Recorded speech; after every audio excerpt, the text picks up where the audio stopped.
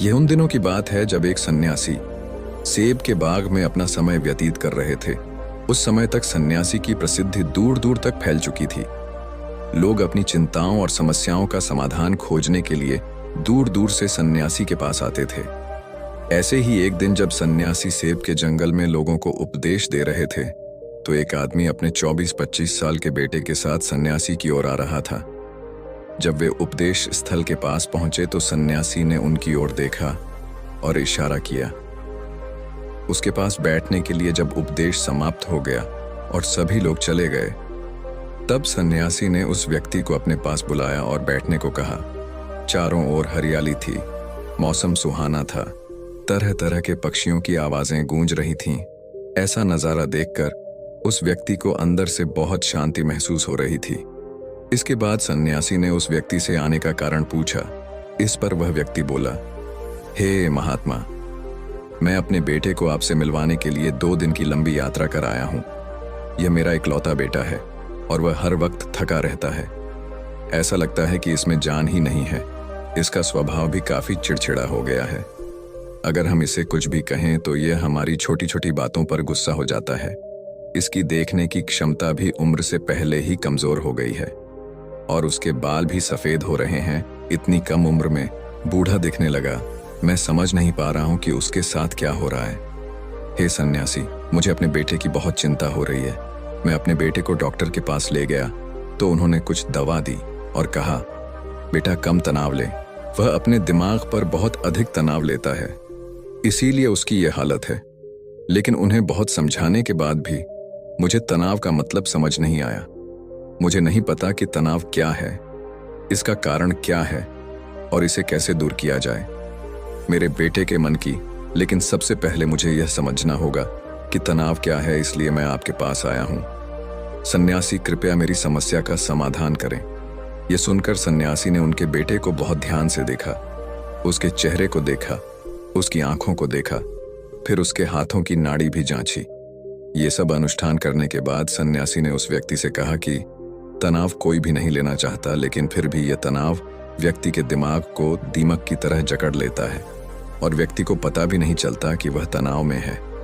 लेकिन अगर व्यक्ति तनाव के कारणों को अच्छे से समझ ले और तनाव के बारे में एक पैमाना बना ले जिससे उसे पता चल सके कि वह कितना तनावग्रस्त है, तो वह इस समस्या का समाधान भी ढूंढ सकता है।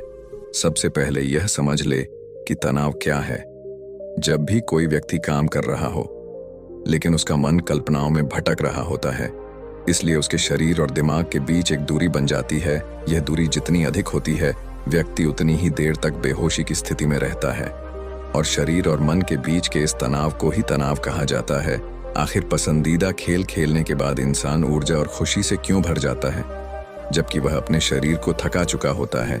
लेकिन समझने वाली बात यह है कि खेलते समय दिमाग और शरीर पूरी तरह से एक साथ खेल में केंद्रित होते हैं, जिससे शरीर और मन के बीच दूरी नहीं रहती और तनाव नहीं आता, और मन में कोई तनाव हो तो दूर हो जाता है।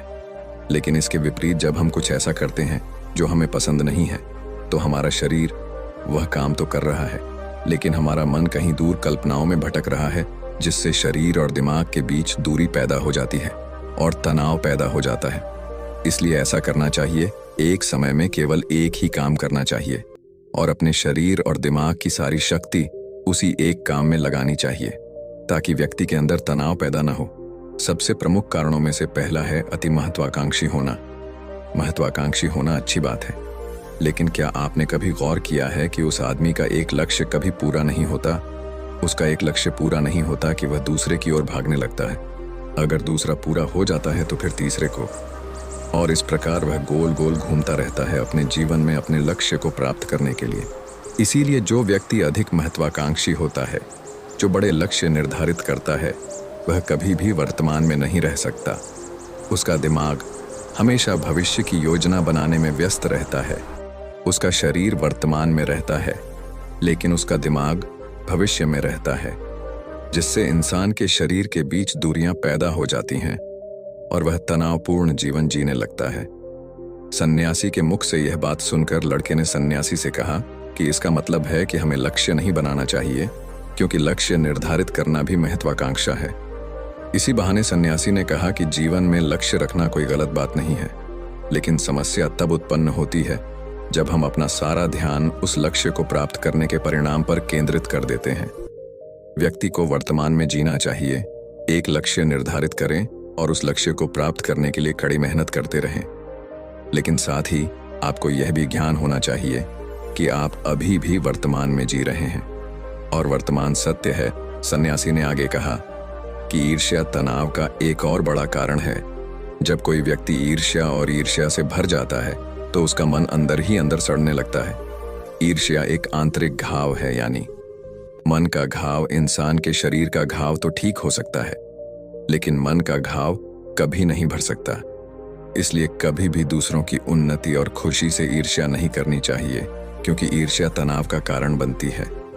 इसके बाद सन्यासी ने तनाव का अगला कारण बताया और कहा कि अरुचिकर काम भी मन में तनाव पैदा करता है। जो काम हमें करना पसंद नहीं है, उस काम में हमारा मन नहीं लग पाएगा। हमारा शरीर वहीं बैठ जाएगा, लेकिन हमारा मन कल्पना की उड़ान भरता है, जिससे शरीर और मन के बीच दूरी पैदा हो जाती है और व्यक्ति तनावग्रस्त हो जाता है। इसलिए व्यक्ति को हमेशा अपनी रुचि के अनुसार ही कार्य करना चाहिए। यदि व्यक्ति ने यह तय कर लिया है कि उसे कौन सा काम करना है और वह उसी काम को अपने जीवन का लक्ष्य बना लेता है, तब वह काम उसके लिए काम नहीं बल्कि खेल बन जाता है। लेकिन दोस्तों, अपने जुनून को फॉलो करो, ये कहना कितना आसान है, अपना सच्चा जुनून ढूंढना कितना मुश्किल है। क्योंकि आजकल ज्यादातर युवा सेलिब्रिटीज और सोशल मीडिया से प्रभावित हैं। वे किसी भी काम को अपना जुनून मानते हैं और फिर कुछ दिनों तक कोशिश करने के बाद उसे बीच में ही छोड़ देते हैं, क्योंकि यह उनका जुनून नहीं था, और इस तरह वे अपना कीमती समय और ऊर्जा बर्बाद करते हैं। तनाव का चौथा कारण है दूसरों से अपेक्षा करना। सन्यासी ने उस व्यक्ति की ओर इशारा करते हुए कहा, एक पिता के रूप में तुम्हें अपने बेटे से बहुत सारी उम्मीदें होंगी कि आपका बेटा बहुत सफल इंसान बने, आपका नाम रोशन करे और जैसा जीवन चाहे वैसा जिए, आपकी हर बात माने। लेकिन क्या आज तक किसी की भी उम्मीदें पूरी हुई हैं? जब भी कोई व्यक्ति दूसरे से कुछ अपेक्षा करने लगता है तो वह अनजाने में तनाव पैदा करना शुरू कर देता है। खुद के लिए जरा सोचिए, अगर आपका बेटा आपके मुताबिक काम नहीं कर रहा है और वह वैसा नहीं बन रहा है जैसा आप उसे बनाना चाहते हैं, तो निश्चित तौर पर तनाव आपके दिमाग पर हावी हो जाएगा। आप तनावपूर्ण जीवन जीने लगेंगे और इस तनाव में आप इस तरह व्यवहार और बातचीत करेंगे कि आपके अपने बेटे के साथ संबंध बद से बदतर होते चले जाएंगे। इसलिए व्यक्ति को दूसरों से अपनी क्षमता से कम उम्मीदें रखनी चाहिए, और अगर आप पूरी तरह से तनाव मुक्त रहना चाहते हैं तो दूसरों से उम्मीद करना बंद कर दें। इसके बाद सन्यासी ने कहा कि शारीरिक कष्ट भी मनुष्य के तनाव का एक कारण है। जब कोई व्यक्ति किसी शारीरिक दर्द से गुजर रहा होता है तो उसका पूरा ध्यान उस दर्द पर होता है और वह सारा दिन बस अपने दर्द के बारे में ही सोचता रहता है, जिससे उसका मन दुखद विचारों से भर जाता है और ऐसे में व्यक्ति तनावग्रस्त रहने लगता है। यह सब सुनकर वह व्यक्ति बोला कि हे सन्यासी, शारीरिक कष्ट किसी भी व्यक्ति को हो सकता है, तो क्या वह व्यक्ति जीवन भर तनाव में रहेगा? इसका उत्तर देते हुए सन्यासी ने कहा कि मनुष्य को यह समझना चाहिए कि हमारा जीवन दुख का आधार है। जैसे जैसे हमारा जीवन चलता है, बीमारियां आती हैं और फिर अंत में मृत्यु आती है। इसलिए बीमारियां मानव जीवन का अभिन्न अंग हैं। इससे कोई नहीं बच सकता। यह बस किसी के जीवन में समय से पहले आता है और किसी के बाद आता है, लेकिन सबके पास आता है जब मानव मस्तिष्क इस बात को अच्छी तरह से समझ जाएगा, तो तब उसे अपनी बीमारी के बारे में सोचकर ज्यादा तनाव नहीं लेना चाहिए, क्योंकि यह हमारे जीवन का अभिन्न अंग है और इसके लिए शारीरिक व्यायाम का अभ्यास करते रहना चाहिए और स्वस्थ जीवन शैली को भी अपने जीवन में जगह देनी चाहिए, जिससे उनका शरीर लंबे समय तक स्वस्थ रहकर ठीक से काम कर सके। तनाव का अगला कारण है अपनी योजनाओं को समझने के लिए समय न देना। कुछ लोगों के मन में यह विचार घर कर जाता है कि वे बिना सोचे समझे उस पर काम शुरू कर देते हैं, और जब उन्हें उस काम में असफलता मिलती है तो वे तनाव से भर जाते हैं, क्योंकि उन्होंने उस काम को शुरू करने से पहले उस काम के बारे में पूरी जानकारी इकट्ठा नहीं की थी। किसी भी कार्य को शुरू करने से पहले व्यक्ति को उसके अच्छे और बुरे परिणाम के बारे में ठीक से विचार कर लेना चाहिए। व्यक्ति को यह भी अच्छे से सोचना चाहिए कि कि यदि यह योजना सफल नहीं हुई तो इसके बाद मैं क्या करूंगा।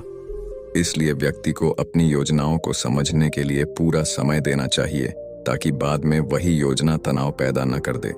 तनाव का 7वां सबसे बड़ा कारण टालमटोल है। आज का काम कल पर डाल देना। आपने यह कहावत तो सुनी ही होगी कि आलस्य मनुष्य का सबसे बड़ा दुश्मन है। मनुष्य अपने आलस्य के कारण आज के काम को कल पर टाल देता है और फिर टालना उसकी आदत बन जाती है।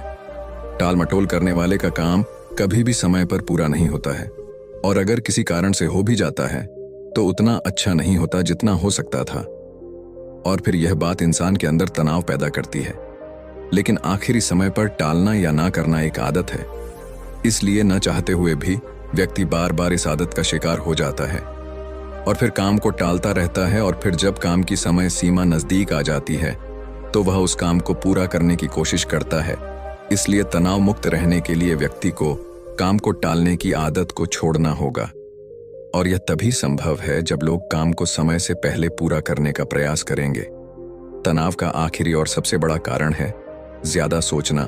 लगातार सोचना भी एक बीमारी है और यह उन लोगों में सबसे ज्यादा पाई जाती है जो कल्पनाएं करते हैं, जो अतीत की घटनाओं के बारे में सोचते रहते हैं और जो भविष्य के बारे में बेतहाशा अटकलें लगाते हैं।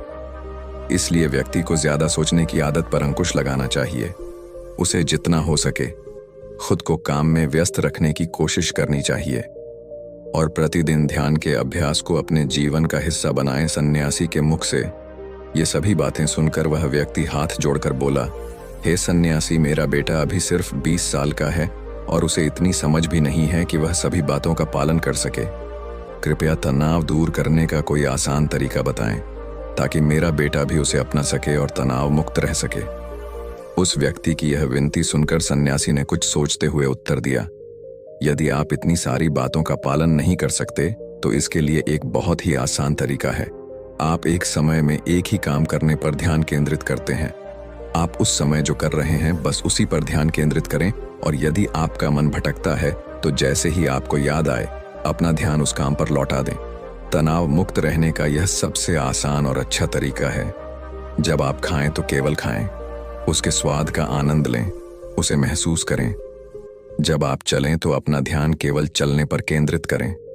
इससे आपका दिमाग और शरीर दोनों एक ही जगह पर केंद्रित रहेंगे।